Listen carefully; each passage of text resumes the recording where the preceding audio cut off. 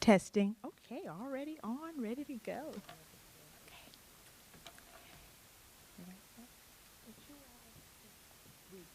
Told to push on. Good evening, and thank you for joining us for the first listening tour of the school year with the superintendent and school board members. My name is Cherie Johnson. I'm the director of the Office of Strategic Communication and Community Engagement. We also have our new superintendent, Dr. Scott Kisner, as well as our school board chair, Ms. Patricia Healy, our vice chair, Mr. Dwayne McCosker, our school board members, Ms. Pamela Young, Ms. Holly Hazard, Ms. Jamie Decatur, and Dr. Sarah Chase.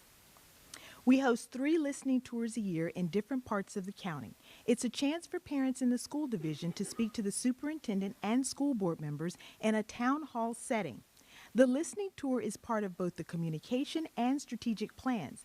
This evening, you have the opportunity to engage directly with school leaders and provide input on issues that impact students and families. It's important for school leaders to have a conversation with parents. Improved community and parent engagement is one of the top priorities for the communication office. Most of you signed in at the door, and we really appreciate it. You also placed your questions on note cards. During the meeting, I will serve as the moderator and read your questions. The superintendent and school board members will answer the questions. You can also continue to fill out the cards with your questions, and the communications team will come by and pick up your questions and bring them up here to me. We will wrap up the event at about 7:50 p.m. and try to answer every question. If we do not answer this evening, we will respond to you within several business days with information. Please be sure to place your name and email address on the card in case we have to follow up with you for an answer. Again, thank you for joining us. And now I would like to introduce the principal of Hampton Oaks Elementary School, Mr. Alan Hicks, and then we'll open it up for questions and discussion. Mr. Hicks.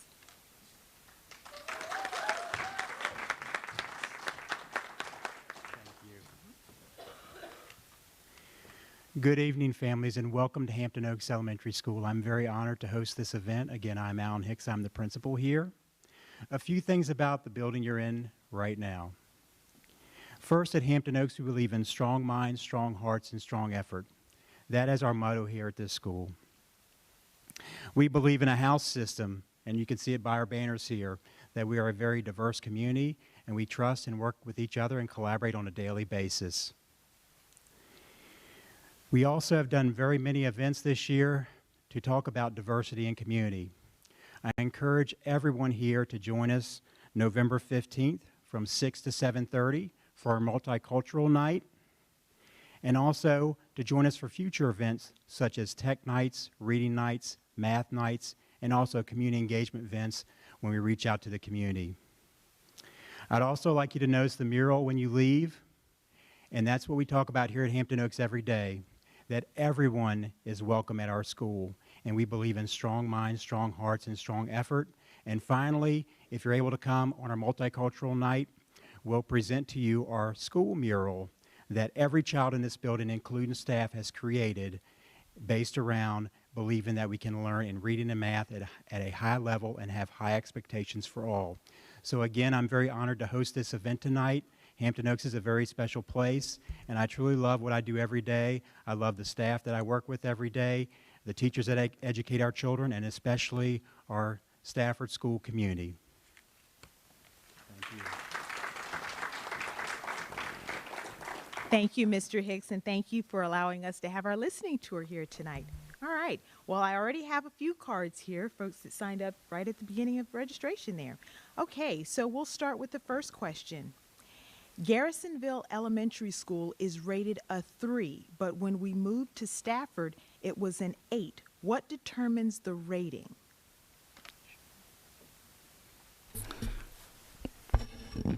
You want me to take because I am brand new. First of all, school systems don't rate the schools. State Department of Education does not rate the schools. I think the rating that they might be speaking to is off a website called Great Schools, which is a rating that is often determined by the feedback on a survey that consumers, it could be parents, it could be others, and it fluctuates greatly, obviously, depending on how many people have rated that school. So if it's only 5 people, one number could change it greatly. So, so it's not determined by the school system or the Department of Education. Okay. And you know what, Dr. Kistner, it's your first listening tour, and some of these new parents might be seeing you for the first time. Do you want to start with a little introduction, tell a little bit about yourself and what Okay. brought you to Stafford County Public Schools? Was it great heart, great minds? Okay, I'm very excited. In my 47th day.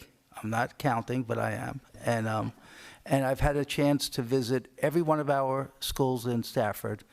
And I must tell you, and I thank you, your children, regardless if it's preschool or grade 12, I've met some really amazing young people. So as parents sitting here, when your children are doing well, you should take the compliment, because if your children are not doing well, we're going to give you that feedback also.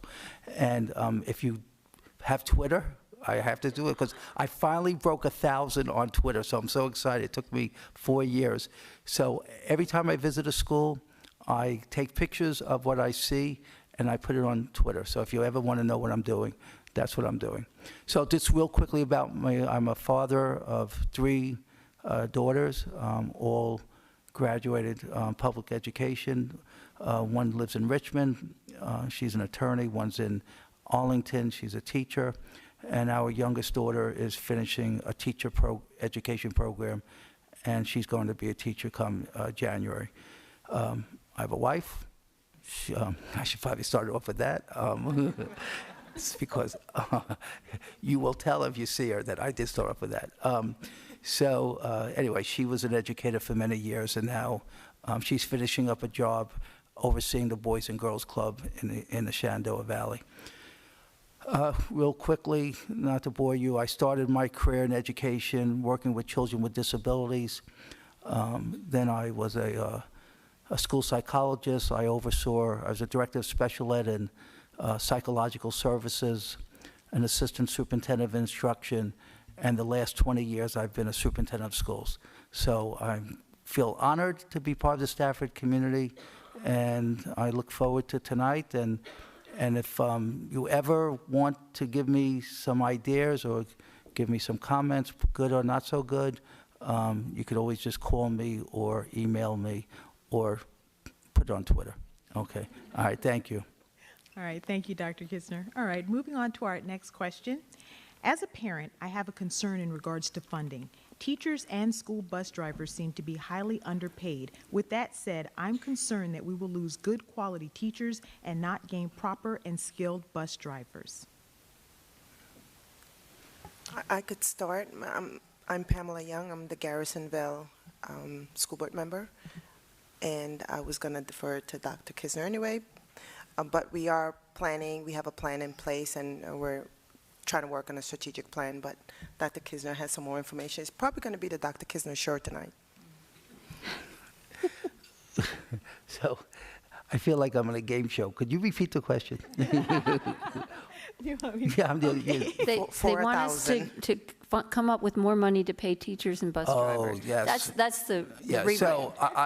so I don't think anybody up We here. wanted to do it. Yeah, I don't think anybody up here will disagree with that question. So, as you know, we're just in the early stages of putting our budget together. What will take place is the school board, if you're not familiar with, they adopted some budget goals. One of the budget goals was clear to have attractive salaries, not only to make sure we get the best talent, but also that we keep the best talent, and we develop talent once we have them in Stafford. In January, I will officially present a school budget proposed school budget to the Stafford School Board. They will go through a process of determining what they would like to see as the final budget, and then obviously, I guess in March or sometime, present it to the Board of Supervisors. So I do think what you're going to see there, without giving a number, because we haven't gone that far, that there will be a great emphasis to give salary increases to all our staff members. If I could just add to that, and as much as we are concerned certainly about Stafford. Something that everybody should keep in mind is if you look at Virginia and how Virginia ranks nationally, this is in our legislative priorities. We are about almost $4,000 off the national average. So as much as I want you all to concentrate on us, and we are actually off the Virginia average about $3,000 to $4,000 as well. I would just encourage you also to reach out to your state representatives, because Virginia in general should not be, as a Commonwealth, $4,000 to $5,000 off the national average. Now, averages, I'm not the math person, that's not maybe the best, but it is something that you can honestly say, we should not, the Commonwealth of Virginia, I didn't grow up here, but I came to school here and never left, so we shouldn't be that far off. So as much as concentrate on us and our funding body, but there's also some help I believe we should be getting from our Virginia side, and there has been many studies, many articles recently about we're falling behind. And so also send those letters to your state representatives to say, we need to be competitive nationally, because at least here in Stafford and in Virginia, there are not enough teachers coming out of Virginia schools for us to hire. So we have to go elsewhere. Well, if you go elsewhere and they're saying, well, your salary is $4,000 less than that, we're not even going to attract from outside of the Commonwealth. And I know Dr. Kisner's worked some on that, but I think we aren't growing our own within Virginia to be able to hire, so we have to be able to be competitive nationally. So certainly send us your emails, but I'm just saying there's maybe some other people you could send to as well. And I'd just like to add one more thing, because I add it every time we discuss this. I said it before, and I need to make sure I keep saying it. When it comes time for budget approval over at the Board of Supervisors, it's really important that we get over there and advocate for the things that are important in our budget that you guys want to see in there, because so often I hear from people that they didn't hear from their constituents, so it must not be important to them. And I know that's the furthest thing from the truth. So when it comes time, let's make sure we get over there and really advocate for the things we want to see in this budget. When you're talking about our representatives, at what level is going to that meeting so that we know who to send those requests to? Well, so when I say that, I mean, just like you're here this evening, let's get out to our Board of Supervisors meetings in Stafford County and let them know, because when we, as school board members, send our budget over to them for approval. So it's really important to go, and you can go over there and speak for 3 minutes and let them know all of the things, really countywide, not just in the school's budget, but they're over there and they're listening, and when they hear it straight from you, it means that it's important, so. Can I piggyback on what Jamie is saying? Your representative, your Board of Supervisors, depending on which district you live in, we get a lot of emails from our constituents. I get emails, I answer my emails at night, and so I enjoy getting emails because I get to find out what is going on and what is important to my parents and my constituents. So you could certainly write them some emails and say, hey, bus drivers need more money, teachers need more money. And when the meetings, like Jamie said, when the meetings happen, certainly we'll try to let you all know when it is, but we would love for you all to be there and help us out. So. Okay. And the next question, what has SCPS done to improve safety in terms of active shooter training and things to keep our children safe? Again, it's always safe for me to answer it because I'm new. So if I'm wrong, somebody correct me, although I think I saw Mr. Martin here. Yeah. So our school system, so first of all, let you know that the state has very clear requirements that every school system go through a series of trainings, okay? And that obviously includes Stafford County Public Schools. So we have worked with our staff, everything from active shooter training to intruder training to what we call threat assessments.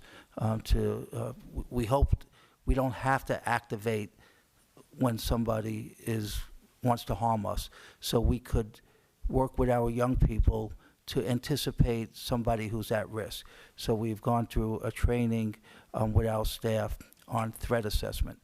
To say that, though, in our buildings, as you hopefully know if you visit our buildings, we have pretty clear procedure that you have to be identified when you come in the building. The thing that I would just tell you from experience, you could do a lot of these things. This is not an either or. You got to do many things. But probably the most important thing that we need to do is make sure we know our children and we know our families. And that if a child is struggling, a parent feels comfortable calling their school principal or school counselor and say, hey, can we meet? I want to discuss something about my child in a way that you feel we're being supportive. And if a student is struggling, that they also feel like they will not be ostracized for coming forward to seek some support. What I ask our principals to do is to make sure our staff is visible throughout the building grounds. So when I visit schools, I always keeping kind of like a mental checklist. Do I see teachers in the hallway during planning period, during period changes? Do I see staff out in the bus area? Those are really very important things, okay? I'll make this comment, which is really a comment that people often have a difficult time accepting, especially right after a terrible incident that happens. Schools still remain the safest place for young people to be, okay? They remain the safest place for young people to be.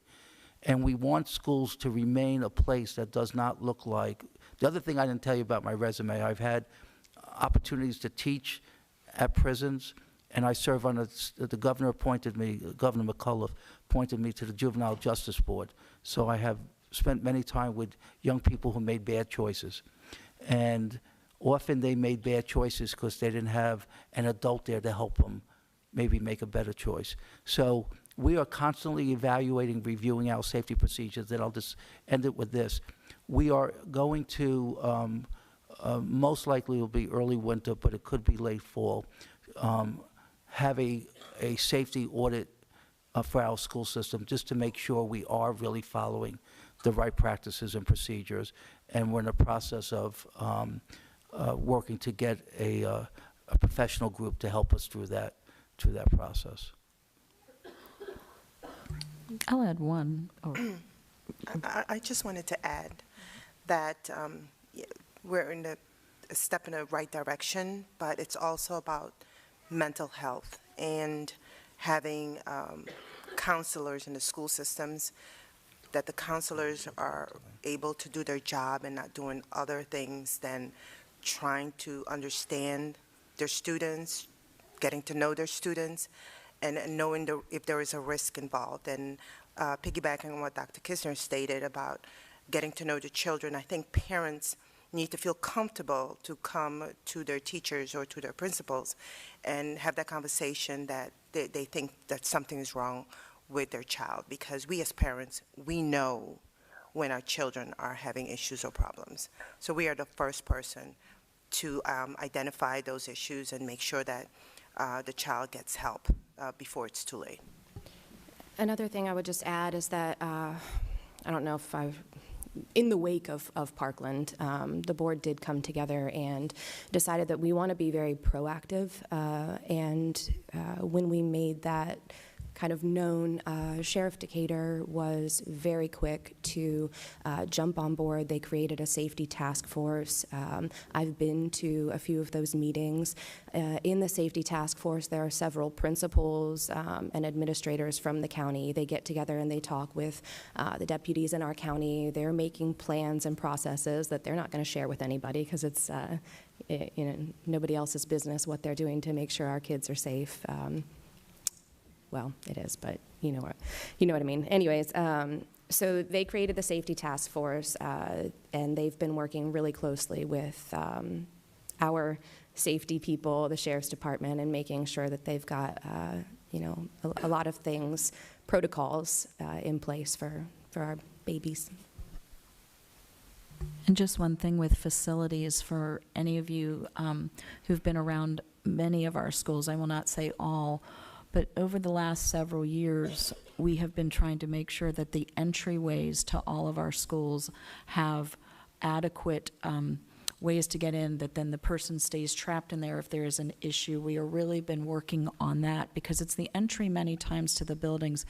And having spoken with colleagues from across the state, talking about, you know, many of our buildings already have that in these buzz-in systems and stuff. That is not the norm across. A lot of school systems are in catch-up mode to deal with those entrances to our buildings. And I will have to say, as a shout out to our construction facilities folks, that was something we have been working on for 5 to 6 years, and we may not quite be done, but it was something we were ahead before many of these tragedies have caused other areas to look at those entryways. So sometimes I know it may be frustrating, but remember, it is always for the safety of your kids. I'll give the public service announcement. I know many times we want to hold the door. Please, we really are trying to make sure the best way that you all are as much part of the solution and keeping your eyes on things. It's tempting, but like I said, let's button it down. I just had one more thing to add. There was a 911 tip line. I'm not sure what the status is. I don't know if Greg Martin or Dr. Kisner knows a little bit more about it, but the only concern I had with that tip line is that, parents and students to use it, but to be cautious about how we use that tip line and not just identify individuals that we don't like or individuals that we appear to be, because of, as you know, the things that we hear on the radio and on TV, that individuals are being called and that they don't belong. And so we just need to be careful with that's concerned. Before we roll it out, we need to test it, make sure that parents and students or whoever use that know what the guidelines are. And yeah. Yeah, I just touch real quickly. So the tip line is activated. We have had some people who have shared some information with us. In most cases, to be honest with you, it's something that could have been resolved by the parent is calling the school. A lot of it's a misunderstanding, or they heard something second or third hand. But there has been one or two, to be truthful with you, where we have been able to work with young people so they don't, so we can help them heal. It was brought to our attention that maybe they were talking about something that was dangerous to themselves or others, and we were able to intervene. And so I would say right now it's too early to let you know if this is. I don't think it could hurt. I think the comment about using it for the right reasons. This should not be used for a reason like, I don't like my child's teacher, but I don't want you to know who I am, so let me tell you what they're doing. We actually had one of those. And even though it's anonymous, I just want to let you know this. If we have to, because, and this sounds silly, but if there's something that somebody puts up there that's very serious and we need to know more than what you might be sharing, then we do have a way of to find out who you are, and we want that only because you just can't give us half the story and not the whole story. Okay. Okay, all right. The next question we actually have 2 questions about Destination Imagination. So, funding was cut off this year for safety reasons. Please tell the real reason. And then someone said, can you please explain the change in Destination Imagination team funding? Okay. All right. I've really been here for 3 years. Okay. So Destination Imagination, the funding was discontinued. Let me first say, and I'll just be brutally honest, it happened over the summer, I believe, and we it appears that we did not communicate this effectively for those who we're expecting that Destination Imagination would continue. The safety question, I think, needs to be explored more. The safety question, just to be how I understand it, and I'm not sure I agree with this, so I just want to make that clear too.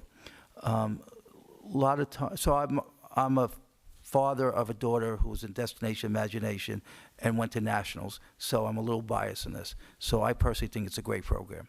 And so the concern was that some of the practicing takes place in people's homes, and that maybe something bad will happen in that person's home. You know, I don't want to be a leader that we're going to always look for the worst scenario, okay? So, because my daughter's team always practiced in somebody's home, and you know, kids do homework at other people's homes. They do projects at other people's homes. So I'm not sure I'm personally embracing that's a safety risk, okay? I think the issue really comes down on the funding part about we have a lot of programs. We have a lot of extracurricular type programs. And how do we make a determination to support one program and tell other programs we're not able to support it? So this was the only reason I know something about it, because a teacher brought this, a parent teacher brought this to my attention last week, and we're in the process, I'm in the process of trying to understand it better, and so I could communicate to the people who have brought it to my attention why the funding was discontinued, and then work with the school board if they see benefit to put this money back in the budget. I think it was about $30,000, if I remember. I could be off on that part. Yeah. So I don't know if that answers the question, but it is true that the Destination Imagination money was discontinued this year. I believe I'm talking to a couple of people that the communication somehow was not clearly articulated to those that were directly impacted. And the safety issue from the documents that I have seen were pertaining to having children in locations where we have not gone through a background check. The other thing I would just quickly add, I think our schools, so you guys pay for the schools, the taxpayers pay for the schools. Most of the taxpayers don't have children in our schools. These schools should be open. So I'm not sure why, if Destination Imagination asked to use these facilities, why we would turn them down, okay? That's just how I feel. I'm not speaking for the board.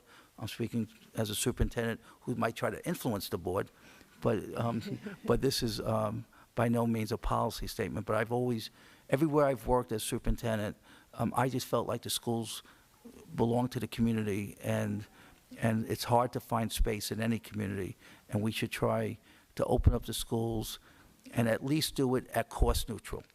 So, you know, if we have to pay for custodians or things, services like that, we would partner with whatever group wants it, so it could be, not to make any money, but just to be cost neutral. And I'd like to add a little something, because I had children involved with activities in Stafford County Public Schools for a number of years. And a couple of those programs are Math Counts and National History Day. And I had a child go to the state competition 4 times and the national competition twice. And Stafford County Public Schools provided no funds for that whatsoever. And similarly for Math Counts, I coached the team for 9 years. And the school system paid the competition fee, but they provided no transportation to that competition or anything else. So I think we do have to be responsible in looking at how do we fund these things. And if we don't have money for everything, then we may have to be making some difficult choices. So I just give a little bit of that perspective as well. I'm going to jump in real quick. So I have kids in DI. I have 4 kids. 2 are in college, and then 2 are in DI now, and 11 and 12-year-olds. So yeah, that's how it was explained to us. Was, hey, listen, we're paying $30,000 a year, and we're supporting the kids going to strangers' houses, right? And so that's kind of not good. So But we do have to kind of, as a board, get around the idea, and I'm glad Dr. Kisner is kind of seeing it the way, I think the schools should be open, and at least, the principals can do their job and take care of the teachers that support it too, because a lot of teachers support the DI program. Each year, there's a couple of hundred kids from across the county that are at the DI program up at North Stafford Middle School every year, and sometimes it's. And the same thing goes for Perch. We have to balance our funding across programs and be fair.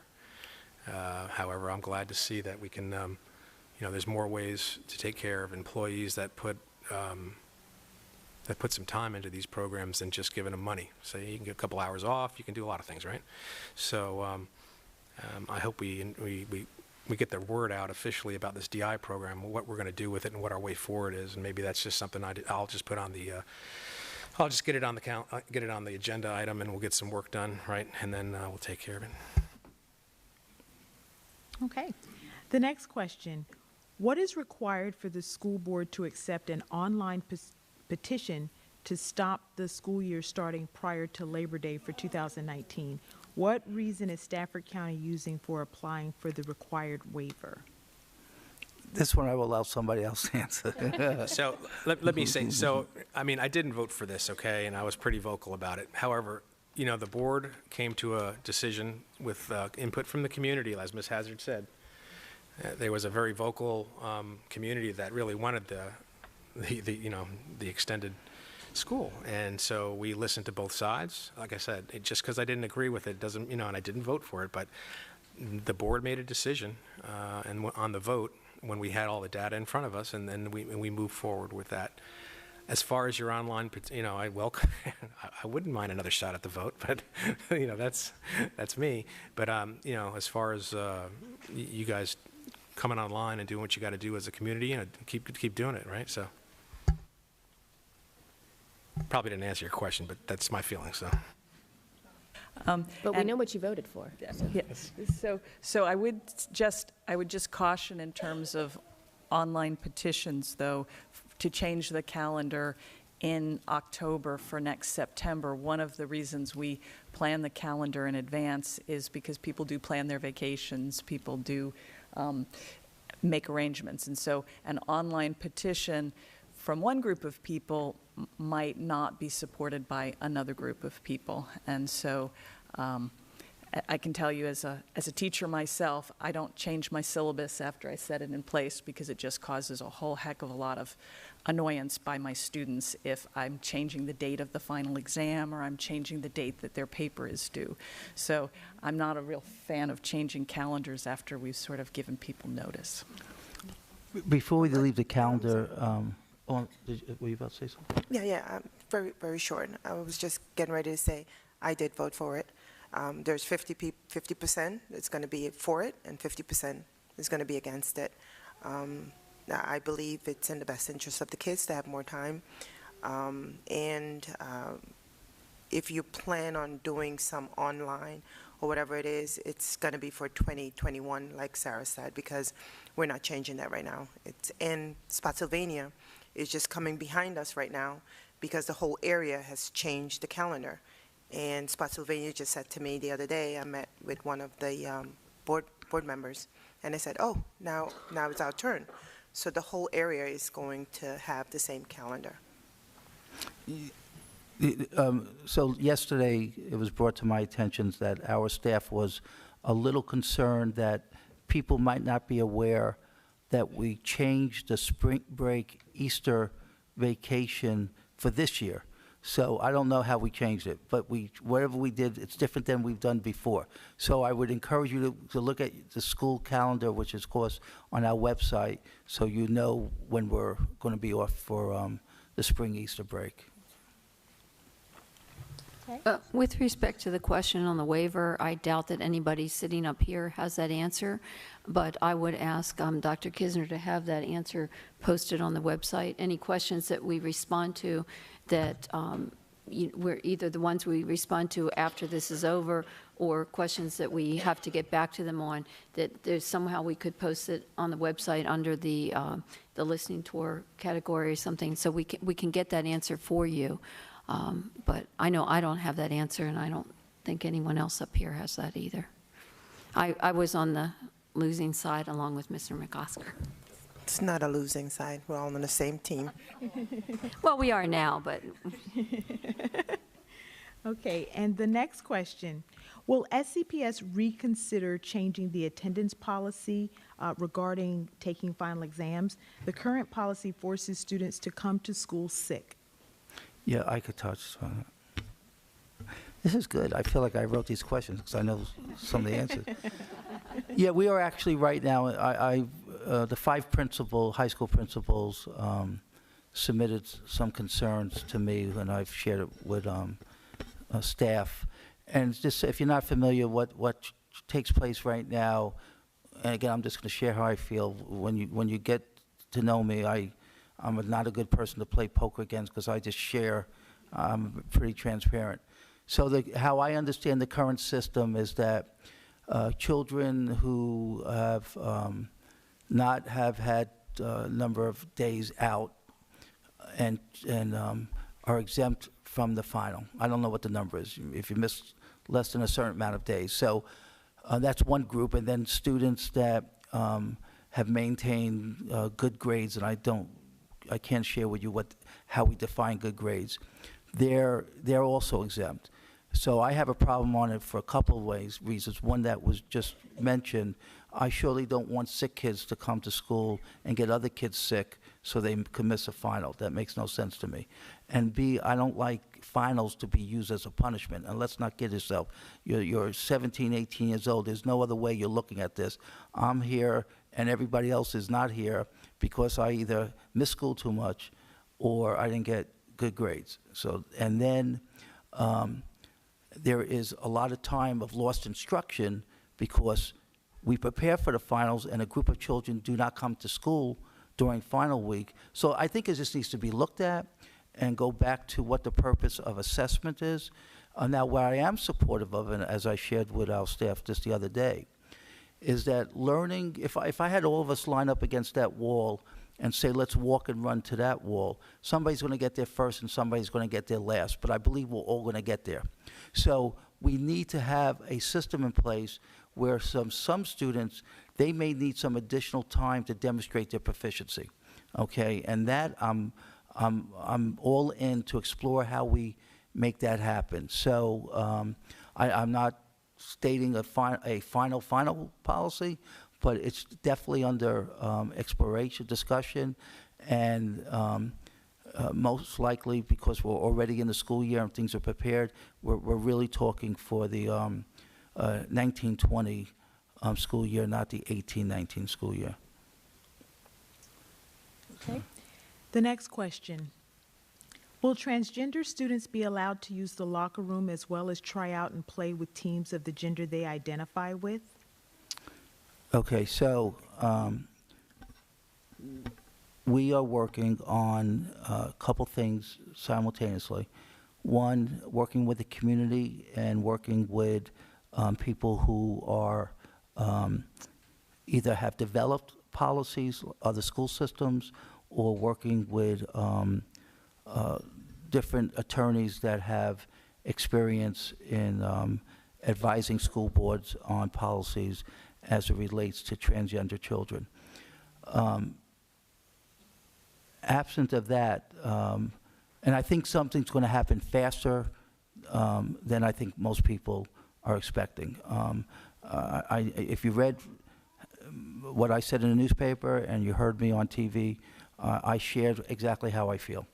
And I feel that transgender children should go to the bathroom that they identify with, and I also believe the locker rooms issue could easily be addressed, also to give protections and make sure everybody's treated with dignity. So what I'm just sharing with you is that that's how most school systems operate, is that the family and the school come to an agreement. And I did say this at the board meeting, and I think it might have maybe been misunderstood, at least from one parent.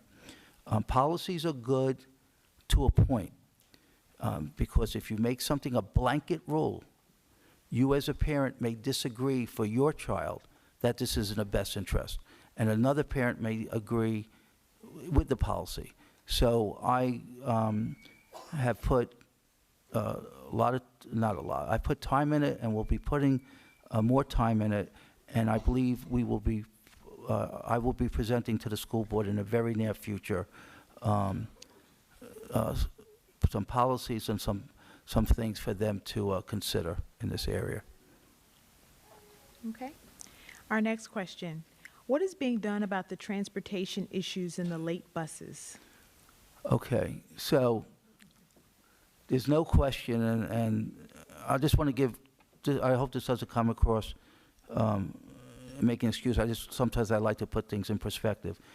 We have 220 to 230 buses on the roads every day, and we're transporting about 14,000 children. So I just want to make sure we get some context to us.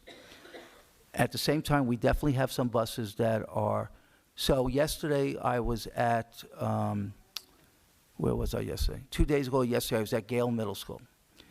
And 2 buses get there at 3:30.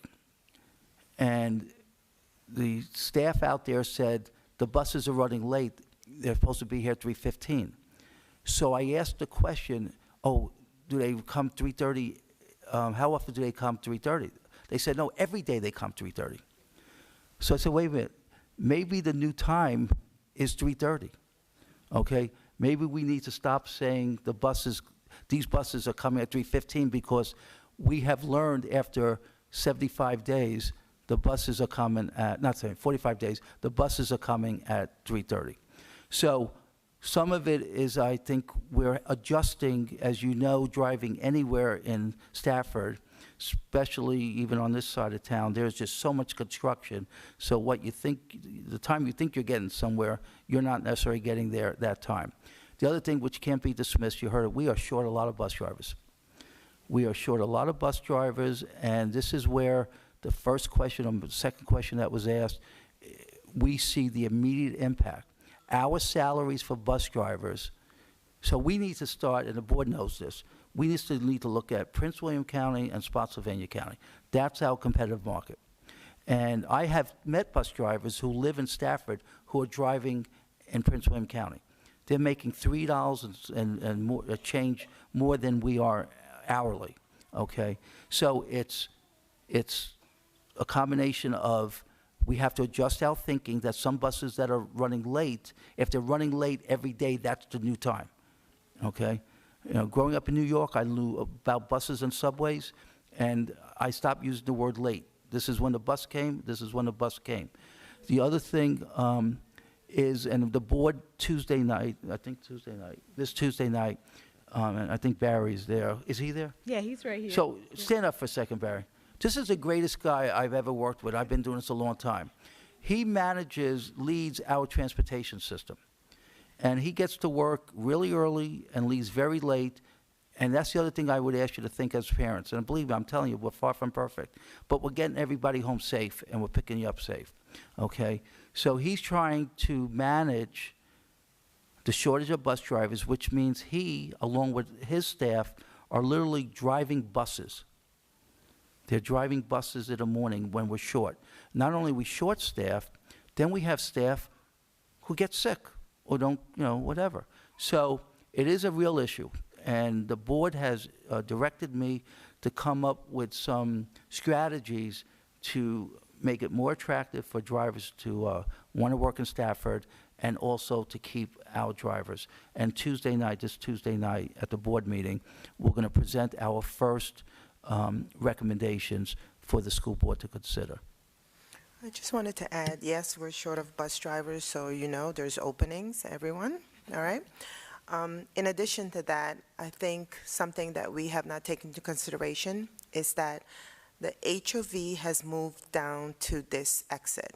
And so everybody's getting off here, taking the back road, which is Mine Road through Austin Ridge, brings a lot of traffic our way. From Quantico, they take that back road over by Park Ridge, brings a lot of traffic our way. So that is also holding up a lot of people and a lot of the buses.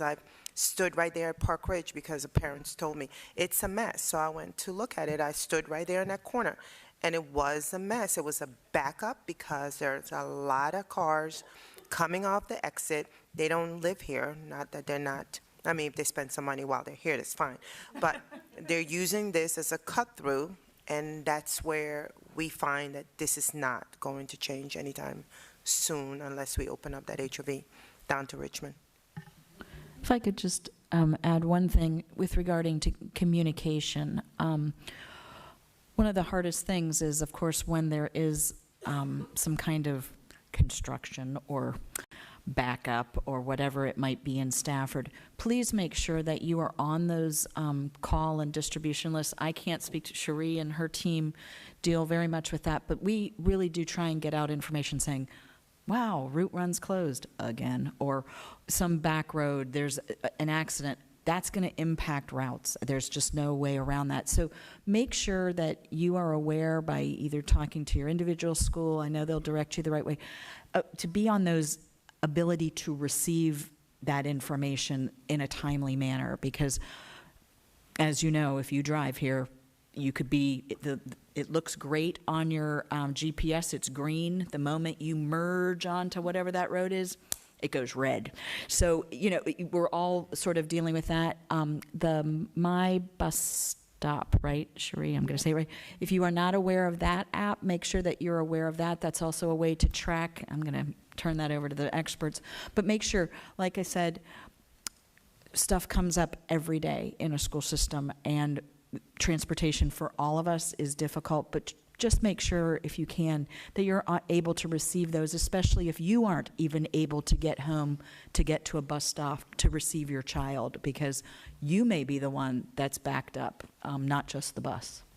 So. Very good point. Or follow Dr. Kisner. Right, and I on had Twitter. I have to apologize though about this issue. I use Mine Road as a cut through. Thanks. Oh, you're one of those. I'm gonna get you. Okay. Barry, it is My Stop, My Bus. Okay.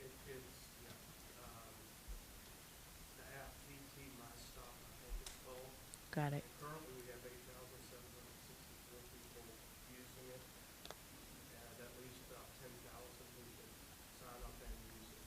Okay. I don't memorize those numbers, but just have to. Thank you, Barry. Okay. Cherie, could you put that on the website as well, that Yes, information? absolutely. Not just the people that were here, but people that may be following up on We it. can put that Thank you. on there where they can download it, sure thing. The next question, Can we also thank the Boy Scouts? Yeah, I'd like to thank the for Boy coming in? Scouts. Thank coming you. out. Make sure you get credit for citizenship in the community and communications, maybe even so. It's a hard merit badges. the next question is, I am interested in the discussions within the county with respect to school attendance and redistricting for elementary, middle, and high schools. Where can I view the proposals? Okay.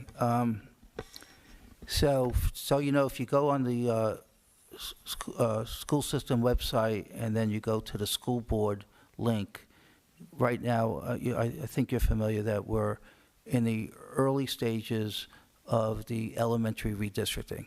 The school board Tuesday night will approve a consulting firm that will help us through the redistricting. But if you go to the school board link, we're trying to put all our documents on that. It actually says redistricting. So you could obviously watch the school board meeting. You could come to the school board meeting.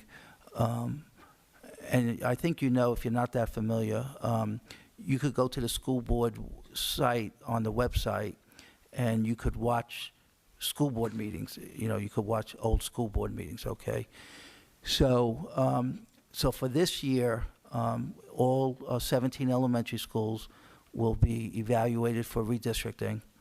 And the, what's the timeline that we're hoping to make? This spring? Not soon Yes, enough. We have to do it in time to set bus schedules and get everything set up, because we do have a very early start next year. And I just wanted to also mention, if you aren't already aware of this, that we we are in the process of selecting a contractor or consultant to come up with redistricting plans for us, because we really want to try to have it be as objective as possible. We know it's going to be hard redistricting 17 schools, and we want it to be as unbiased as we can make it be. Yeah, and it's redistricting for elementary school. I just wanted to make sure. But Dr. Kisner has experience, so that's great.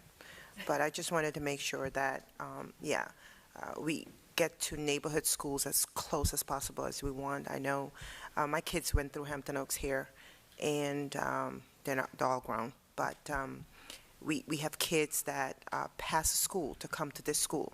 We want to make sure that they could go to the school that's closest to them, be it Moncure, which is a new school, and our kids, our parents come back to our school here, and that we could move forward and have space and room for the kids that are in this area. And if we can't accommodate those, we will move to the next school as close as possible. But as Dr. Chase said, we want to make sure that it's objective and that we get this consultant in here and help us. And with Dr. Kisner and the rest of the school board, we'll do the best job we can and make sure that parents and the community is happy with our job, our work. Okay, I would just like to add that one of the primary reasons behind the redistricting is the fact that we are going to acquire a school up at Shelton Shop Road and Garrisonville Road. It was previously the Fredericksburg Christian School. It will have a new name to be determined. But by the acquisition of that school, we are able to free up over 20 classrooms in our elementary schools.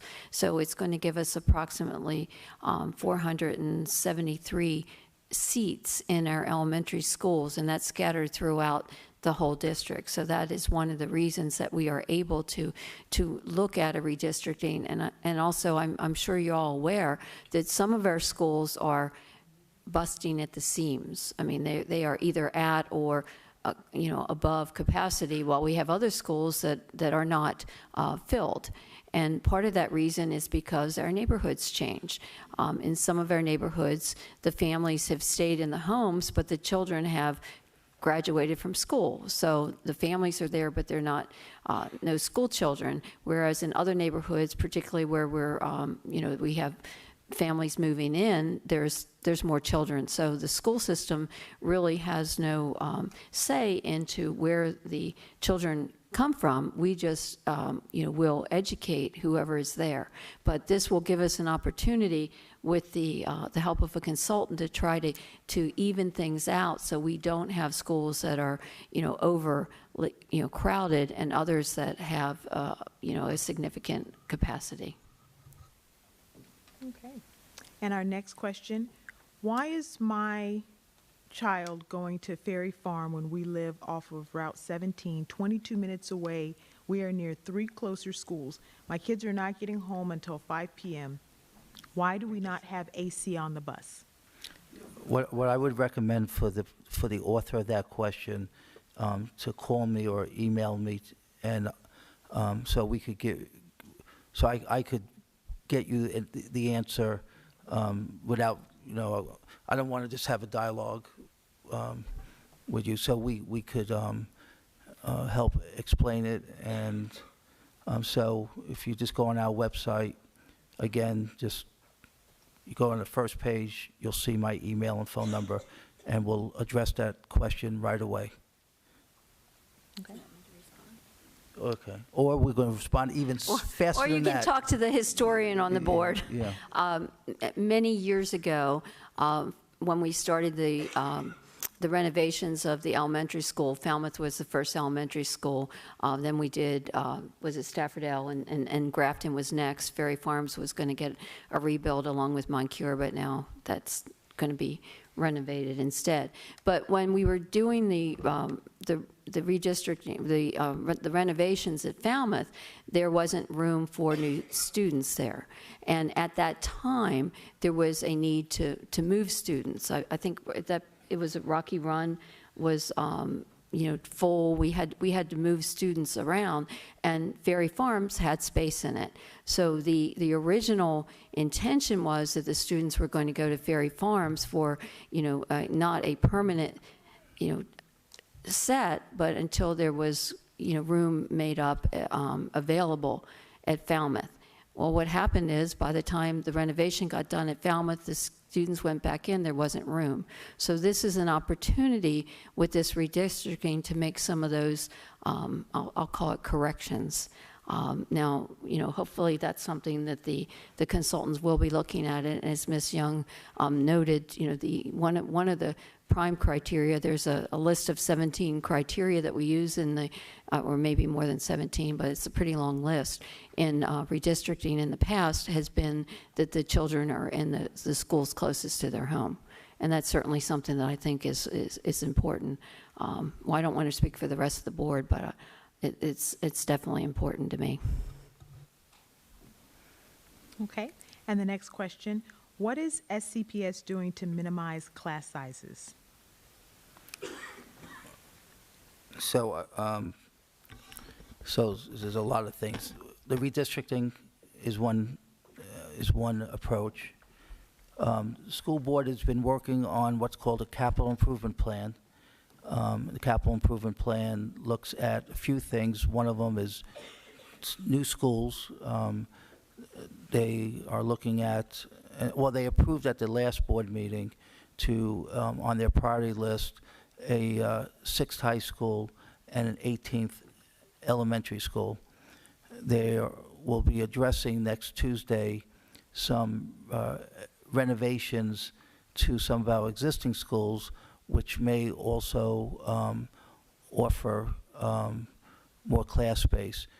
The other thing that, everything is tied, so other thing that's impacting class size, especially at the secondary level, and especially in the areas of math and some other subjects, are, it's difficult. There's a teacher shortage. We all need to accept that. I was with the Dean of the School of Education of George Mason last week, and this year, their teacher education programs have 20 less entering freshmen than they did the year prior.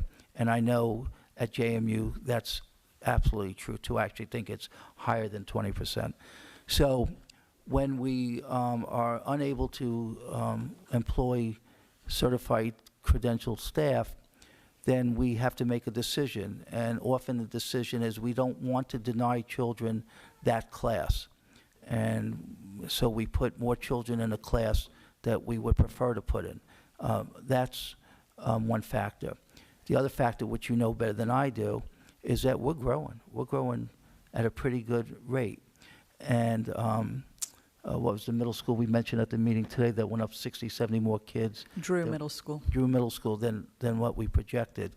So I think it's a combination of we need more space. That's why the Fredericksburg, the Christian school is going to open up, free up classrooms. We're taking the preschool classrooms out. And then Montcure is going to be replaced, and that will have more space, more classrooms. So there's a lot of things, and this is where advocacy is important, because everything I'm mentioning is not cheap. Okay, so as we want to raise salaries for staff and maybe strengthen our programs and technology, we also need these capital plans. And so it's the school board and the superintendent will obviously advocate often and loudly, but it really is very helpful to have parents and other community members also doing the same thing. So the class sizes, the school board, I know this is a fact because I've been hearing these conversations for many weeks now. It's completely committed to lowering the class sizes when possible. And sometimes it's not possible just because we don't have the space or we don't have the teachers we need to teach, even if we had the space. And can I just say, one of the interesting problems that our central office staff has is handing out teachers to schools. And you don't always know how many students are actually going to show up in the building in the first week or two of school. And so they do the best that they can. But when suddenly one school has 60 more students than expected, and another school has maybe 30 students less than expected, it can be a challenge to move personnel around in order to fix that problem, and it's not always easy to do. And I know they really work very hard to try to minimize that problem. I just also wanted to add that having small class sizes is everything that everybody wants, but it's a good problem to have because there are areas in Virginia that are closing schools because they don't have enough children to occupy those classes. So we have a good problem. People want to move to Stafford. Yes, I remember when I moved, I didn't want anybody else moving in after me. This is it. We're cutting off everything and everybody. No more movement. But it can't be like that. Everybody wants to move here, good schools, right? And, you buy your home and you want to raise your children here. So we have to give everybody that opportunity. But we will do what we can with redistricting. Moncur is coming. It has 200 more seats, right? And so there will be room in most of the schools that we're working with in this area and across all the elementary schools. So we're looking forward to working with Dr. Kisner and the consultant and making sure that we do our best to have it as neighborhood schools as possible. But we know we're in a growing county, and we need to understand that that's possible, that we can't have smaller class sizes because it's going to grow. So. If I could add probably a different perspective, I think that class size is very important, and I think it's very important to our teachers, because I think that's a voice we need to understand. I think there is an interplay, as Dr. Kisner said. We have a lot of things that are important, and how do we balance that? Are we providing raises and higher class size? Are we it's all going to be a balance. We can always go and ask for everything again, as Dr. Kisner alluded to. We need advocacy. But I'll give you a different perspective in terms of, I think we have to look holistically at our schools. I believe that our schools are much more than the class size in each individual classroom. I think we need to be looking at our schools and saying, are we offering the right things in our schools?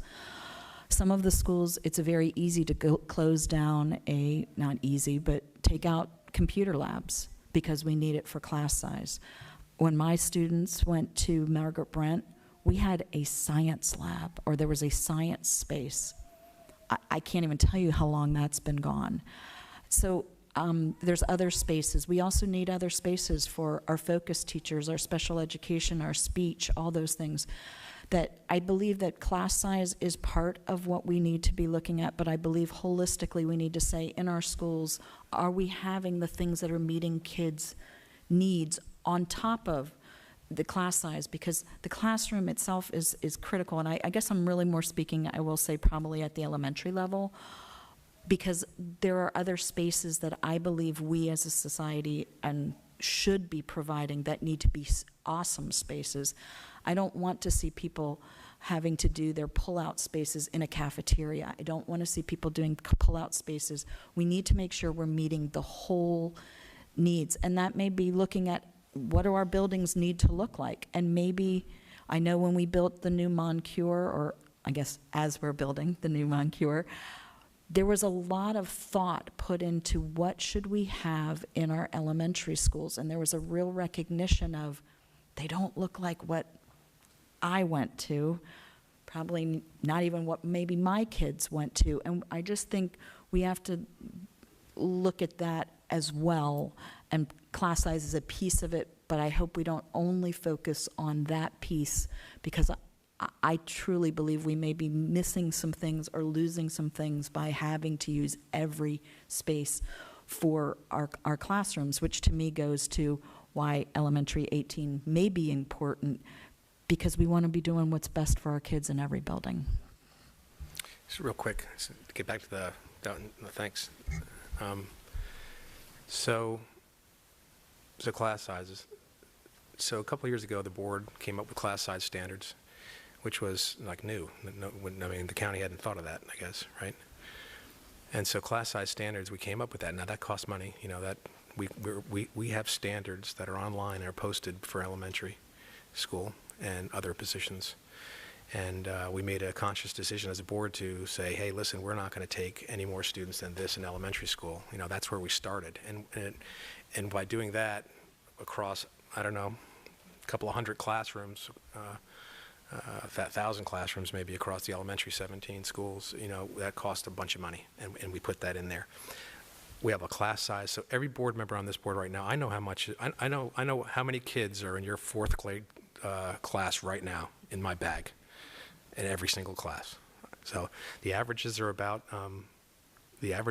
20, 22 across for the elementary school, which is not great. We have some at 19 and some at 23, but that'll be posted online. Yeah, that's a lot, but that'll be posted online for everyone. That'll be posted on, yeah, that'll be posted online on Tuesday. So it's for you all to see and have a view on. So that's one part. I think where we're right now, and we still have to focus on elementary school, but right now we're having a pretty big problem in middle school. Our middle school math and science extended are into the 35s, 36s, okay, and that's not a good thing. And that's the next thing I think the board will probably take up this budget season, if I'm not mistaken. You know, at least we'll have a good discussion about it. Is to try to take a look at that math and those core classes in middle school right now are they're atrociously high. Okay, so that's something that I'm going to focus on. But there is a plan, there is a standard, and they're looking pretty good. Can they look better? Do I want to see everyone at 17? Yeah, I do. But Okay. What is SCPS doing to provide trauma-informed training opportunities to staff, teachers, students, and parents as it pertains to ACEs and moving forward in resiliency? Okay, so all right, so ACE for people, that's aversive childhood experiences. So I'm going to, because I would just speak in general terms and maybe ask Pam or who could maybe talk more specific about what we have done, okay?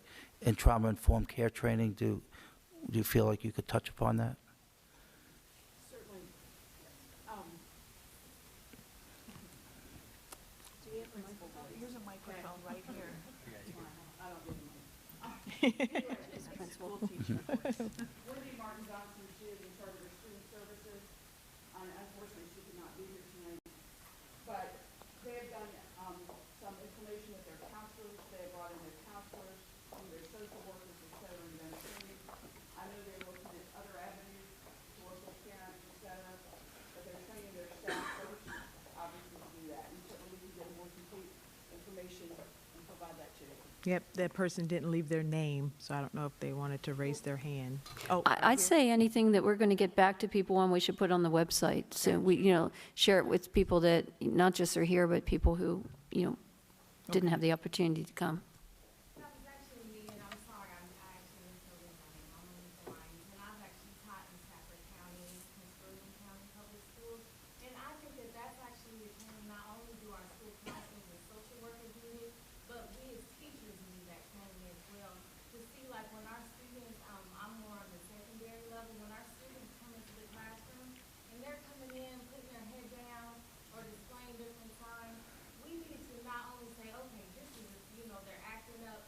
No, let's investigate the why and see why are our students doing this. We need more concentrated training in our PD days.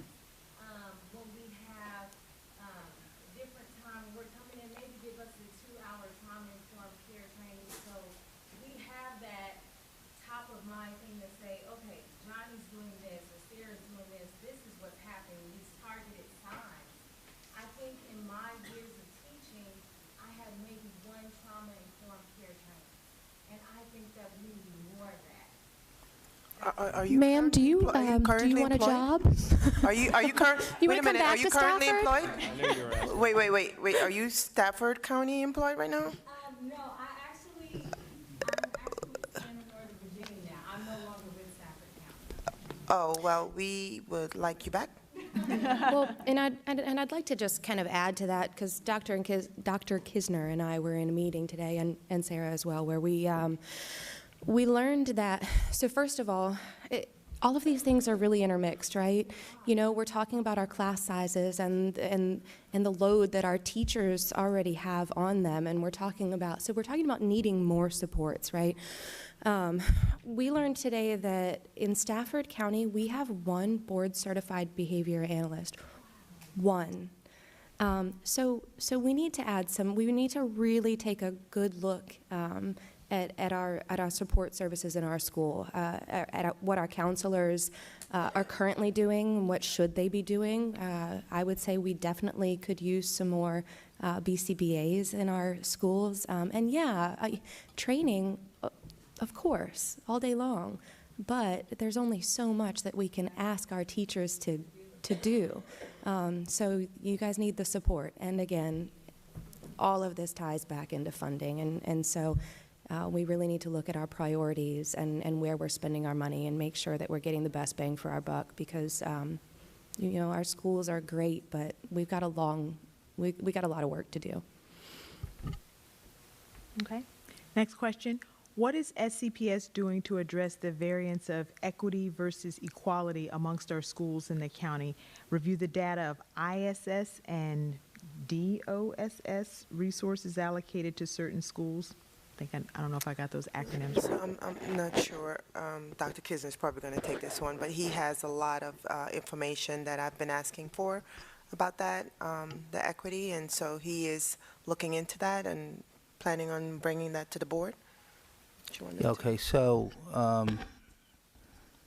all our decisions, all our actions need to be grounded in the notion of equity and excellence, okay? Because sometimes we get confused. We have a group of children that maybe been denied access before in a certain program, and then we celebrate because now they're there, but they're not being successful, okay? So I just want to make sure that we frame the conversation about equity, also have the word excellence in there, or success, okay? So we are in the early stages. So we have a committee, just so you know. I'm learning Stafford has a lot of committees. And they're learning from me that I'd rather just like bypass committees and do things. But we have committee structures.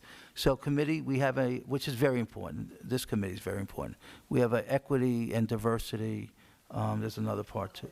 Opportunity Committee that actually has our first meeting at the end of October. And one of the things I'm going to be presenting to them, so as I already described, we have to be remarkably transparent.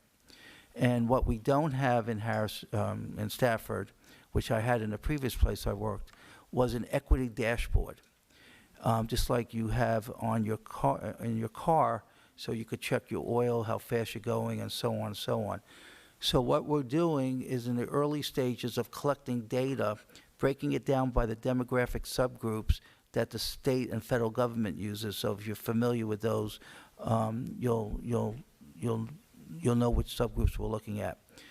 So the first thing we're taking a look at is a lot of questions about high school access questions.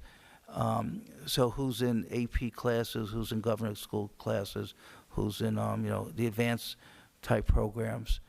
And the question, I think, was pertaining to, which I love the question, because it's true nationally, it's true statewide, and I would suspect highly it's true in Stafford too, that children of color, children from low socioeconomic backgrounds, children who speak English as a second language, children with disabilities, they are often children that are suspended more, referred for discipline procedures, which, so I believe the only behavior we could change is our own. Okay, this is my philosophy in life.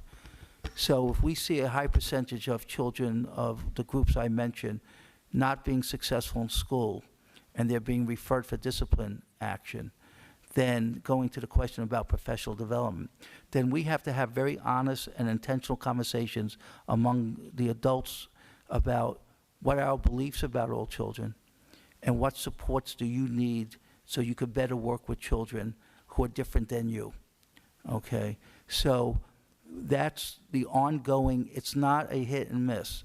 I know sometimes, and there's people say, no, we got to do these trainings, and trainings are fine, but I don't want a one and done, okay? So we did the equity training, we did the trauma-informed care training, we did it, now we checked it off the list.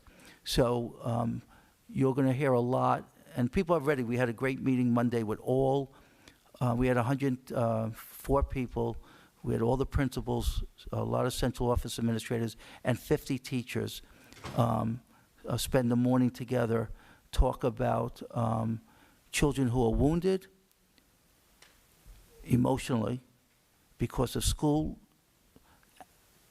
practices, and children who are grouped, who are segregated, who are not given the opportunity in high expectation classes. And we spent a few hours reflecting on ourselves, because a lot of us, and I thought it was pretty powerful, some of my colleagues talked about experiences they had as a student where they were denied access to a class, or somebody gave a message to them that they can't do well. And so I love the question. To me, there's a lot of answers, but it's the ongoing actions. Words are so cheap, okay? It's the ongoing actions, and I'll just end it with this. Change happens when people see it. In other words, we all know smoking is bad. I hope everybody believes smoking is bad. And we've been hearing that for many, many years, decades. You may not change until your physician shows you an x-ray with spots on your lung that clearly states you continue, you die, and you die quickly. Okay? That's seeing it. So the data dashboard is going to help us say, it's like going to the doctor or looking at your car dashboard to take your temperature, your blood pressure as a school system. How are we really doing? And it will be rolled out officially after the first semester, so we could collect data, and then we're going to put it right on our website, present it to the school board at a televised meeting, and we're going to show how good, how bad, and how ugly. And I think that will help this entire community have a conversation of what do we want for our children. I also wanted to add, thank you, Dr. Kisner. I also wanted to add, it's not only about equity, but it's also about bringing teachers into the fold that are from different cultures. One of the things that we noticed here in Stafford County, we don't have many. That's why we're recruiting you, okay? And different interests, and understand, because they understand the students. I know when I was growing up, it's very hard. You have to see yourself in the teacher, and it's not happening here. So we need more of that. And also the fact that teachers need to be sensitive and unbiased. And you grow up in a different area, and you have preconceived ideas, and it's hard leaving those at the door. But students know. They know when they're loved, and they know when they're cared for, and they know when you have full interest in them and their well-being. So that's something that we need to work on. Like Dr. Kisner said, one class and checking off the boxes is not sufficient. It's continued. It's wanting to change and making sure that we're doing best for all the students across the board, not just for some, but for all. Right. Has Stafford County ever thought about a year-round program or uniforms for safety? So I'd like to speak to the year-round. I think year-round school is a phenomenal idea, but as you heard, we have people who want to petition for us to go back to the old calendar. I'm not sure that Stafford County is ready for year-round, but I'm personally a huge fan of it because it prevents that 12 weeks of lost information for students. But so I'd be surprised if we can make it happen, but I'm not opposed to making it happen. And I don't have strong opinions about uniforms. I don't have strong opinions about uniform either, but, dresses could be a little longer.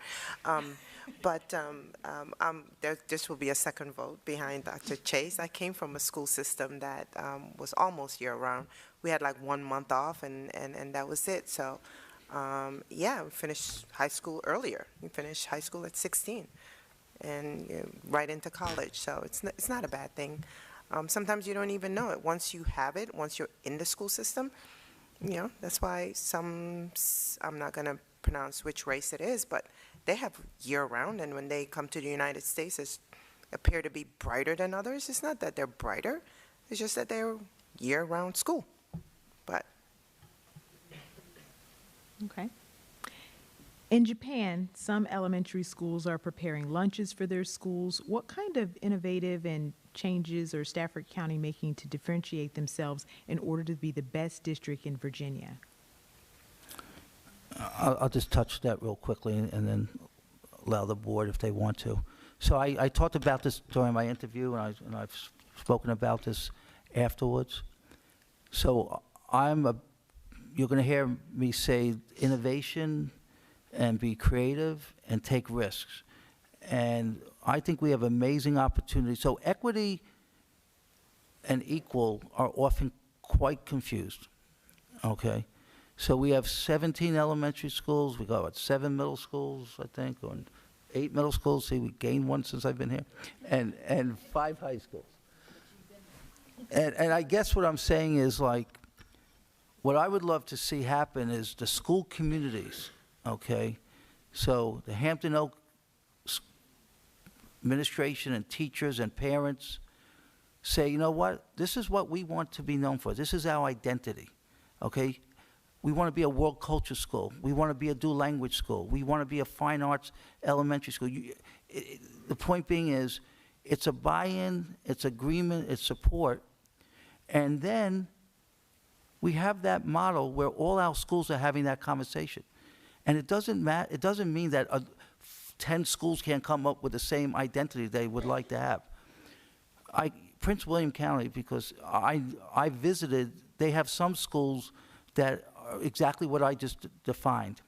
And when you look at satisfaction among their parents and staff, it's really high because they feel like I had input in this, and B, this is who we are, and we feel good about it. The last school system I left is exactly what I just described. Smaller, no question, but each of the elementary schools had its identity for innovation. So that may not completely answer your question, but I think one thing I know we're all proud of, this is a really, really good school system. But the other thing I often say is let's not celebrate too loud or too long, okay? We could always be better the next day, and we have to be willing to be innovative and risk-taking. And the businesses and companies, Sears is one that we could talk about. Hopefully no one worked in Sears, but they were great many decades ago, and now they're filing bankruptcy, okay? As everybody else is innovating and changing, sometimes people forget to do that. They rest on their reputation. So I hope in our journey, and these things don't happen overnight, that we give the schools more permission to be different than the other schools that are in our school system. I'll just kind of ride your coattails because we've had this conversation, and Dr. Kisner really caught me with this one. I love this idea. I was a product of Prince William County Schools before I became a Wolverine, and that's kind of what Prince William was known for. None of their schools really fit into the same mold, and I don't want to really allow Stafford to become that. Well, if this school has this, we need to be identical, because like Dr. Kisner said, they need to all have their own identities. They're all in very different locations with very different children, and they should all have their own identity. I went to Brentsville High School in Nokesville, Virginia, and that's where you went if you wanted to be really good at agriculture.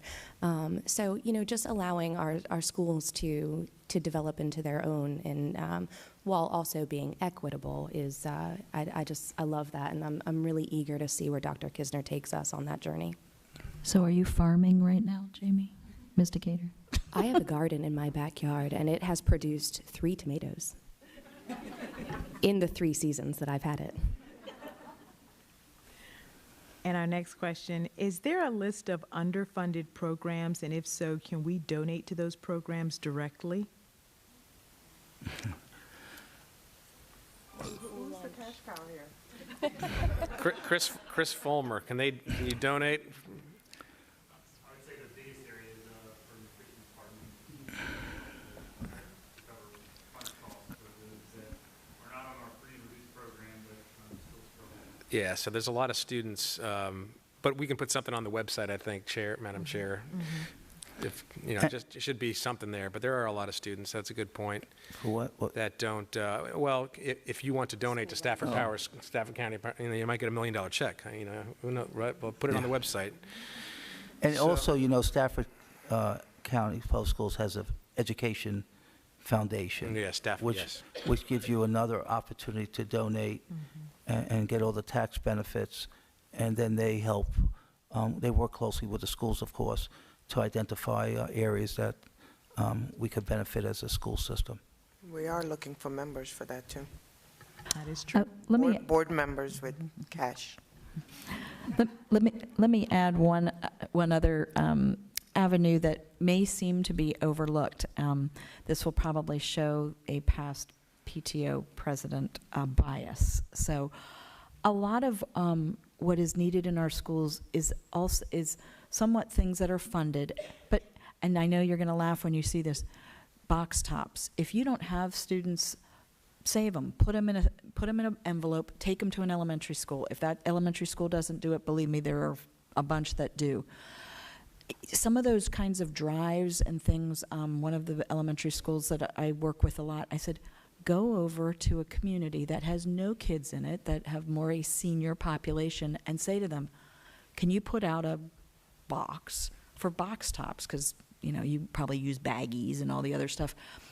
And I will say that was a great partnership. That was a really easy thing to do.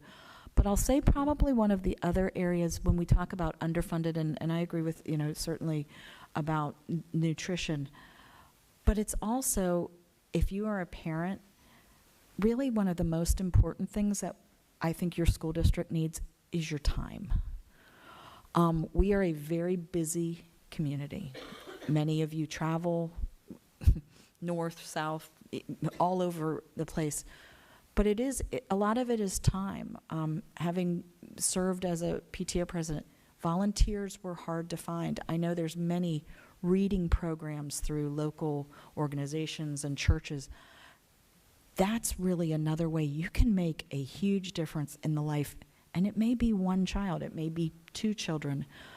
But let me tell you, if you can turn on a light and help in those ways, money is important. And please, I'm going to be begging for it probably with my board members across the street. But let me also just kind of say to you, is there a time thing that you can give to your schools? And you have to talk to the principals and be fingerprinted. But let me tell you, that's another area I would just throw out, having served in a different capacity, begging for volunteers in the past. Can I also say, eat more in Stafford County, not in Spotsylvania or Prince William. We get meal tax, so spend the money here. We'll get it. And I'd just like to add that not only are there underfunded programs in our schools reach out and do a lot for the community, and not just this community, but people outside our community. I think you may see occasionally in the paper that, certain of our schools are collecting items for the hurricane victims or are victims of, different disasters throughout. So I think we have a very generous community, and it's a good reflection on the schools that our children want to help others. In that vein, I'm going to do a public service announcement for the Band Together Against Hunger. I don't know if any of you have been to that event. It's held at Mountain View High School, and I think it's the first Monday in November. Is that Yes, the November case? 5th. And the rain date is the next Monday. It is an amazing opportunity to see all of our schools performing together, not in competition, but in a spirit of being united. We have each of our 5 high schools puts on an amazing show. We have the band and the color guard, and at the end of the performance, I don't know, maybe it lasts maybe an hour and a half. The bands are all out on the field at the same time, and they perform, and it really brings tears to my eyes. And when that's all over, the community sponsors who put literally thousands of dollars into this effort are called out, and they're recognized. But the admission fee for this event is some kind of non-perishable food. Bring a can of something or 2 cans, and our students collect thousands of pounds, actually tons of food, and feed thousands of people. This all goes to the Fredericksburg Area Food Bank. So sorry for the advertisement, but it is an amazing event, and I would encourage you, if you're able to go and bring your children. It's the high school students that are putting it on, but it is for everyone in the community. I always invite people that don't have children in our schools to come as well, because it's heartwarming, and it's quite a show. Monday, November 5th. Excellent program. And also, I'd also like to add Operation Warm Coats for Kids. We collect money to buy brand new coats for students in need in our division. And I don't know if Community Engagement Manager Sharice Taylor, if you are interested in helping and donating with that, because we're actually going to be distributing the coats to the children next Thursday, October 25th, and we definitely could use a little help with that. So if you could see me at the end, we definitely point you in the right direction. And moving on to the next question. As a current CGS parent, how can the program be justified for separate district teachers when one site has 13 students in the senior class? And part 2 of that question, how can a site with 80 CGS students offer 8 time slots for parent conferences?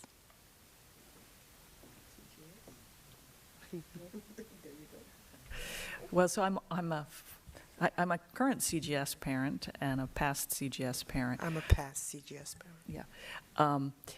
And I don't quite, I think the issue that we sometimes have with the CGS program is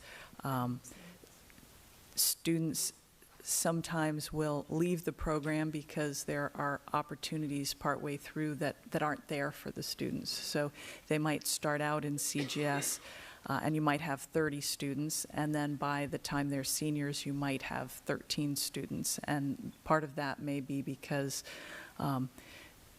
the high school wouldn't allow them to do band at the time that they wanted to. So they had to make a choice between CGS or band, or they had to make a choice between CGS or being on the track team. So sometimes it has to do with that. Sometimes it's the stress level. It's a lot of work. What was the second part of the question? 8 slots, parent-teacher conferences, only 8 slots. I would suggest that maybe we get back to them. Which school is that? Because there probably should be more than 8 time slots. Didn't give us school. Right. All right. And the next question. We have an array of programs for our high-achieving students, AP, IB, et cetera. What are we doing to build career and vocational programs for non-college bound students?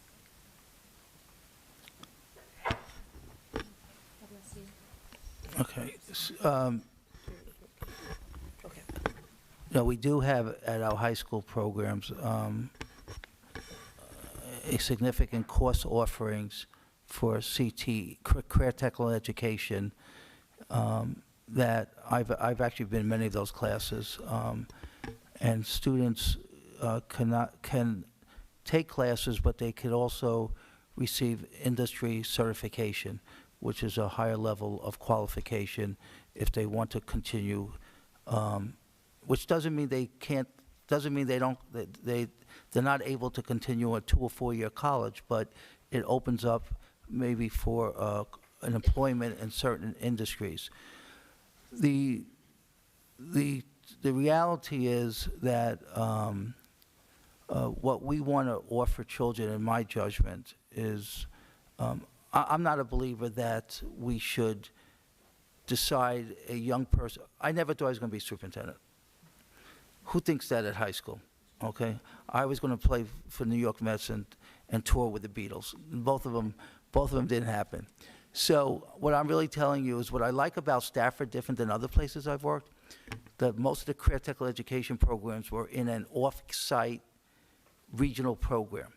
And so a lot of kids never took advantage of it because they did not want to leave their home high school. And in Stafford, we do offer at the high school and some at the middle school level, some career technical education classes. I guess what I'm really offering is I don't think those children should feel like they can't take AP and IB and advanced honor classes. It shouldn't be, in my judgment, an either or, okay? That children who are planning to go on to a 4-year university and study whatever, they should also take, I call it woodworking, I don't know, we probably have different terms now, or home ec, which is now family consumer science. So I guess I've been impressed, and I'm still at the learning stage, is that we actually really do have a lot of offerings in career technical education.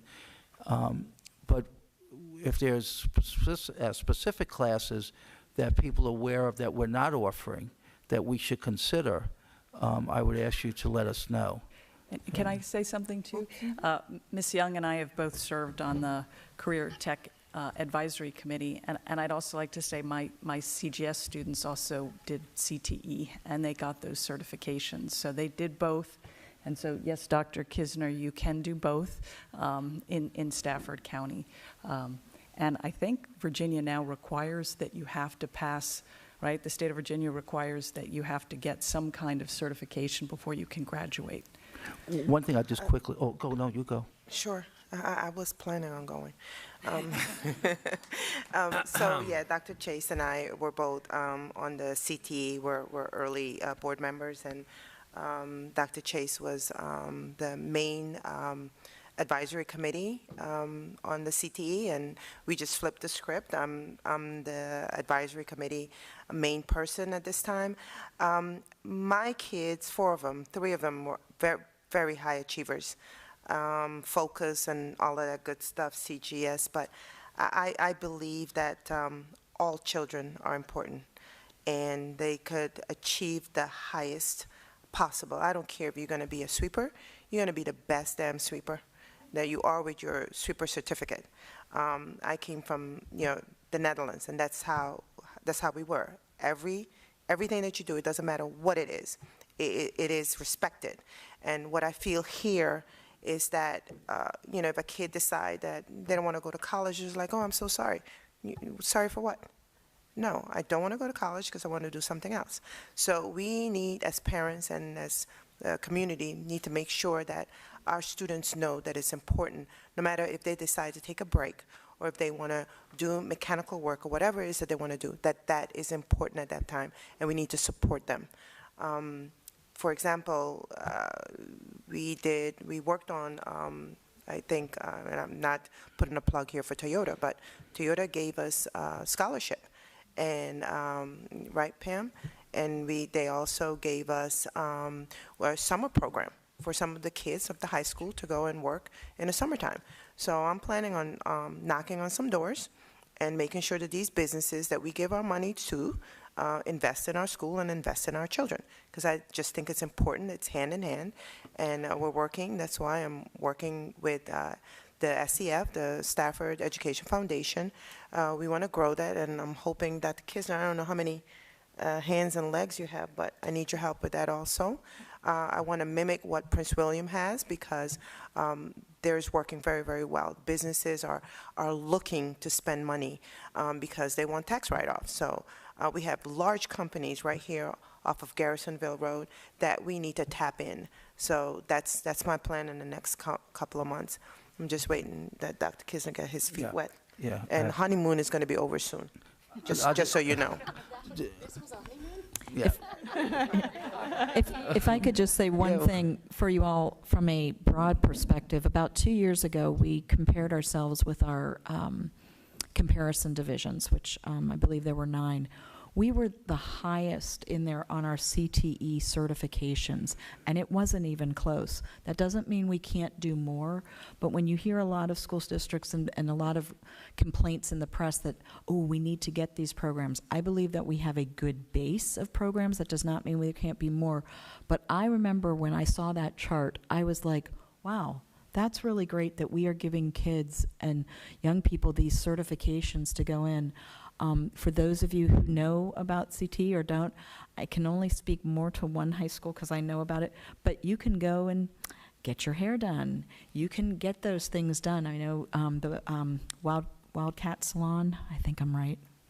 Looking for other Mountain View parents or Star, thank you. But there are ways also that you can go and help our kids. Now, I would personally like to take my car, but I don't think that that's an option. Okay. And last question. Stafford County is one of the top 20 richest counties in the U.S. Why do we not offer more free after-school programs and activities for our children, similar to Fairfax County Public Schools? Also, free tutoring by our teachers. All right, well, teachers here, you want to answer that? Go ahead and stand up and turn around. No. I will tell you, I had 2 kids go all the way through the system, and they're in college now, and then I have 2 in middle school now, 11, 12-year-old. And I'll tell you, the teachers, they really do a lot. They'll come in early. And this is across the board through at least the 3 schools that, my kids attended. They'll come in early. They'll stay late. Heck, I remember a couple of them even came over the house. In the basement, and they had a study party. It's not a bad party to have, when you're in high school, right? So yeah, they do a lot already, but there's a lot on our plate as a county. There's a lot on our plate, and there's a lot on the teacher's plate. One thing I would share with you, we are definitely, based on what report you look at, one of the richest counties, not only in Virginia, but really nationally. But I would also encourage you, and this is just a fact, I'm not giving an opinion. If you go and look at what we spend to educate a child per year, there's 133 school systems in Virginia. We are in the lowest 20% of school divisions in Virginia, what's called a per pupil expenditure. So you go to the Virginia Department of Education website, just call me, I'll just send you the report. You would not believe, based on 2 reports, how wealthy we are, and then what we're spending. And you know what? We may be a victim of our success, because people are saying, well, you're doing so well right now, why do you got to spend more? But I've just shared with you is that, I tell you I wasn't giving you my opinion, but I'll give you my opinion. Our per pupil expenditure should be higher, what we're spending per child to educate. And I think that would answer a lot of the questions that people have here about salaries and programs and other things. But it's just a fact. You could go in the department, it's the education website, they list every school system, and they tell you what the per pupil expenditure is. And I think you'll be surprised where Stafford ranks. I just wanted to add that it's like who buzzes faster, right? I know, right?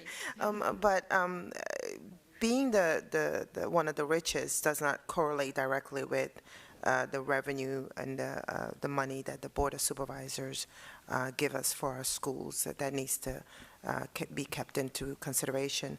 Fairfax, they raise their taxes and they put a school out. Probably, I don't know how often. Prince William puts a school out, a new school, almost every year. But again, when we get ready to do our budget, and we need you all to be there to help us advocate for more money. Raising taxes, maybe a penny or 2 would help. But if you don't like what your Board of Supervisors are doing, you know what to do. And I just, though, also like to mention Spotsylvania has that mall, and they have Cosner's Corner, and the city of Fredericksburg has Central Park, and Fairfax County has Potomac Mills. And Stafford really doesn't have that revenue A stream. quiet town center. And That's what we have. yeah. Did I hit a nerve? Sorry. We got a strip mall. Yeah, and so that's something I'd like to see our Board of Supervisors try to address. How can we bring money in so it isn't all coming from the homeowners' taxes? Because we have a lot of retirees who are on fixed incomes, and they're not in favor of having their property taxes raised. So. And one thing to always remember, when we look at most of these figures that talk about wealth, that's wealth. Remember, we don't have a local income tax, as Dr. Chase was just saying. Because we are wealthy, that does not mean that we are taxed on that wealth. What we are taxed on for most of our base comes from property taxes for what people own in Stafford County. Again, alluding to our business taxes, and why probably several of us alluded to shop Stafford. Because you know what? Especially for those, and I'm sorry, Dwayne, those in the South, I know it's easier to go to Fredericksburg or to Spotsylvania just because that's where you use. But you know what? You're supporting their school system. And my family knows this, and even my kids tease me about it. We're down at Central Park. We can go into Target. I said, nope, we're going back up to 17 where I live. And I know that seems really minor. But you know what? If everybody were to continue to do that, because that's how we support ours. I have friends that are in the South, and they say, we do almost all our shopping in Spotsylvania and in Fredericksburg because it's closer. And I understand that. Please know, I go to the Wegmans every once in a while. But I'm just saying, I believe, and I can say this from a planning perspective, when many of those houses were built and the assumptions that were made by those that were in planning, they said, this house will generate this much income. I don't believe that ended up being the case because those homes did not bring their revenue. They're going to the grocery store, buying their clothes and all that. That's not being generated here. It is elsewhere. So for all of you who think about it, use the CVS, use the if we have it here in Stafford, use it. It's every little bit helps. Sure, yeah, I'd just like to add, there are many of our teachers who do come in early and stay late to be able to help their students. And for the ones that don't, I don't think it's because they don't want to. It may be because they have other responsibilities or they have second jobs. You know, a lot of our teachers need to have second jobs to support themselves and to support their families. So, you know, if we could raise the salaries, perhaps, you know, they wouldn't have to work a second job and, you know, would have time, because I don't know any teacher in Stafford County does not care deeply about their students and their student success. Any teacher, period.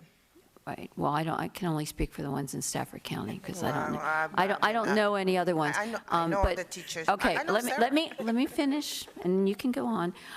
But I would like to say that I'm very happy that Dr. Kisner is with us, because he mentioned a couple times things he said during the interview. But something he said that impressed me very deeply was that he believes every student can succeed, and it's our job to make those resources available to every student, not just the gifted, not just the special needs, but across the board for every student. And I do think that's what he wants to do, and under his leadership, you know, I believe that we will move forward. We are a great school system, but as Dr. Kisner said, there's room to move forward, and there's always room to do better. And thank God for our teachers and our staff, our support staff, because the teachers couldn't teach without the bus drivers bringing the kids to school, the cafeteria feeding them, the people that keep our schools clean, the paras. Don't forget the cross guard. The administrators, the office help, everybody across the board. So we're good because of our staff, and we're very grateful. And Dr. Kisner, your charge is to Move forward. Yes. If I could just add before we move on, I don't know that we touched on before and after school programs with that. We went like in a gigantic circle with that one, but I can't touch on before and after school programs. I was just going to ask that when we add the answers to the website, could we put a little bit in there about those? And May I be the first to close out, Madam Chair, if you don't mind? I have two swimmers that are looking at a black line for the last couple hours, and I got to go pick them up. So first of all, I'd like to, this is a great crowd, and I'd like to thank the community here for showing up and coming. It's not easy. Everyone's busy. And, you know, to Alan Hicks and Nicole Ox, or I knew I'd screw that up. Thank you so much. Thank you so much for having us. It's been a real pleasure, and it's a very nice venue. Just, you know, there's a lot of things mentioned here tonight. Make sure you go online and take a look around. If you haven't done that, you know, you're real busy, especially if you're a teacher, right? And we have jobs, right? But, you know, class size and funding and salaries for our educational professionals, that's, you know, that's real important. And a lot of the board members here told you that, you know, there's two funding bodies, right? Don't let your state representative, right, Bryce Reeves and all those folks, don't let them get away with you not sending a nice little email to them saying, hey, what the heck's going on down in Richmond, right? Okay, so there's two funding bodies. It's state and local, and our local is your supervisors and, of course, us, right? So we don't fund, but we're a conduit for funding, right, of what we have. So, you know, every penny on the tax dollar is about 1.4 million, and every 1% that we give our folks across is about 2.4 million. So even a 1% raise, when you hear about it, it's like it's 2.4 million of new money, right? New money that we have to go fight hard for. And so we want you all to stay Stafford and keep and keep the schools. We need your help to keep the schools excellent, right? Make them better. So thanks. Thank you, Madam Chair. Thanks. Okay. All right. Well, this concludes our listening tour. We want to thank the school board members and Dr. Kisner for being here tonight, as well as our cabinet members, our senior leadership here on the front row here, as well as Mr. Barry Suddeth from Transportation, Mr. Greg Martin in the back there with Safety and Security, and our communications team for setting this all up, and our media team over there, Advanced Media Solutions, for taping this. Thank you so much. It takes a team to make this happen. And the aggravation. I got another one. Okay. Did we have any Spanish parents that had a Sí, question? hay unos parientes español Did que they- habla español. Las parientes que hablan el español tienen preguntas para mí O mí. o para el panel. No. ¿Tienen preguntas ahí atrás? ¿Nadie? Ok, está bien. Okay. Thank you all so much for joining us. I hope this event has been informative and helpful. Thank you and have a good evening. Be safe getting home. Thank you.